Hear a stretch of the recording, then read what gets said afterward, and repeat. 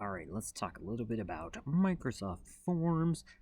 When you see Forms, it's basically just a way for maybe you to use some summative or some formative assessment to add to your assignment or your team that you're working on. There'll be a couple other little links that you can see inside of like Teams or Stream that you can use that you might want to watch those videos too. But Forms is just in your office. If you go over to your waffle as well, you will find it over there. Just wanted to show you a couple things. When you want to make a new form, you just come over here. All you got to do is title it, and then obviously right here you can change what type of question that you want to include, whether it be multiple choice, you want your subjects to answer via text or rating, and then there are a few other ones that you can put down here as well. Do want to point out too, if you really want to get in depth and you want to like make a sectioned piece where if they answer one thing they get kicked to a different section, this would be the way to do that too. But basically you just add your questions one after the other, and once you've picked your format from that, you can continue adding questions after that. You can have the option to make sure that the subject can add multiple answers if you want, and you can make it required. You can change down and make it branch out. You can do quite a few things inside of here. Nothing too crazy as far as that goes. If you want to change what the theme looks like, you don't like the green background, you can pick one of these different options that you have, and the background will change for your subjects.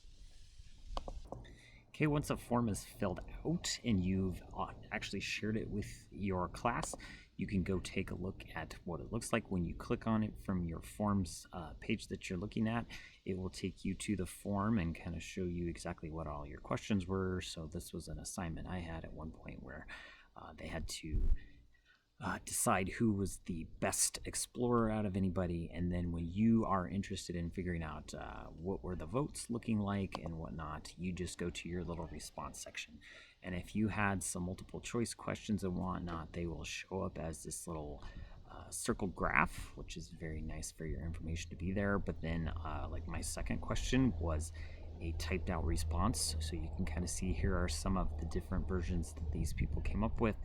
And then if you really want to get a little bit more in depth, you just have to come over here and hit view results.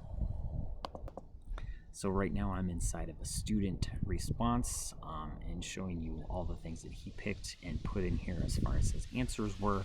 And then just up at the top, there's an arrow that you can click from side to side to check out all of the different responses you got. Feel free to use this for not just student responses, but if you want to poll parents, or you're interested in figuring out what they have to say, or if you're just trying to kind of get a feel for how things are going, this is always a good option because you can take that information and use it accordingly.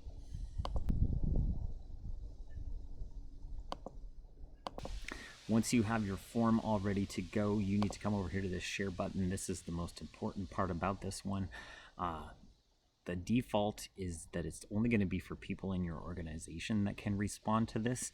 So as long as they have that same email or whatever, you can share it with them. So if you're actually showing this to parents or you are getting responses from them, you want to change this to anyone with a link can respond. You can just copy and paste the link right there. You can turn it into a QR code, or you can even embed it in something like a Sway. So if you're doing a newsletter or something in Sway, you can embed the form directly into that, or you can send it via email.